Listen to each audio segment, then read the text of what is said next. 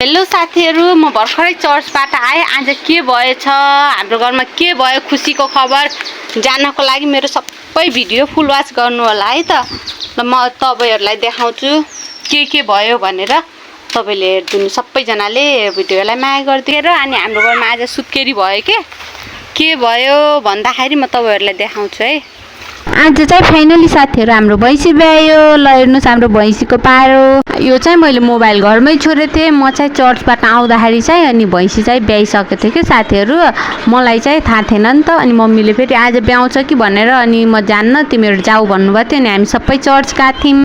अनि मम्मीले अनि ब्याएपछि म रेकर्ड गरिदिन्छु भन्नुभएको थियो। मम्मी र बुवाको घरमै बस्नु भएको थियो। अनि ल हेर्नुस् अनि म वहाँ गएको बेलामा हाम्रो चाहिँ भैँसी पनि ब्याइसकेछ के। ल हेर्नु यहाँ बुवाले चाहिँ अनि यो पारोलाई सरसफाई सबै गराउँदै हुनुहुन्छ। अनि टक्क लाएर यस्तो गराउनु पर्दो रहेछ। मैले पनि खासै त देखेको छैन।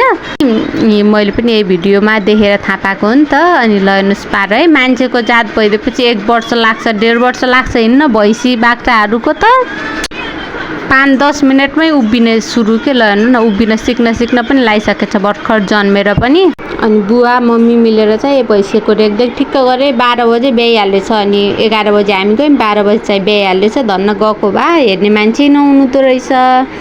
ल हेर्नुस् अनि कति मजाले अनि बुवाले चाहिँ यहाँ भैँसीलाई सरसफाई टक्क लाएर गराउँदै हुनुहुन्छ। अनि चाहिँ हाम्रो यतातिर चाहिँ अनि भैँसी ब्याउने बित्तिकै चाहिँ तेलहरू खुवाउनु हुँदो रहेछ के। भैँसी बाख्रा जे ब्यायो भने पनि। अनि यहाँ बुवा र मम्मी मिलेर तेल खुवाउँदै हुनुहुन्छ मजासँग। ल हेर्नु यहाँ भैँसीको यो पारीको मुख च्यातेर अनि पारीलाई पनि यहाँ तेलहरू खुवाएर पुसेर सफाहरू गरेर सबै गरेर ब्याइसक्नु भयो। ल हेर्नु साथीहरु, हजुरहरू कसरी गर्नुहुन्छ त्यो पनि भन्नु होला। ल हेर्नुस् यता चाहिँ मेरी सानी छक्क परेर हेर्दैछिन्, कहिले उता जान्छन् यता गर्दैछिन्। अनि बुवाहरूले चाहिँ यता गराउनु भयो। म चाहिँ भोलिको भिडियोमा दुध के दिन्छ कति दिन्छ अनि कसरी दुहुनुहुन्छ भन्ने बारे देखाउने छु। सबैले माया गरिदिनु होला। बाइ बाइ साथीहरु।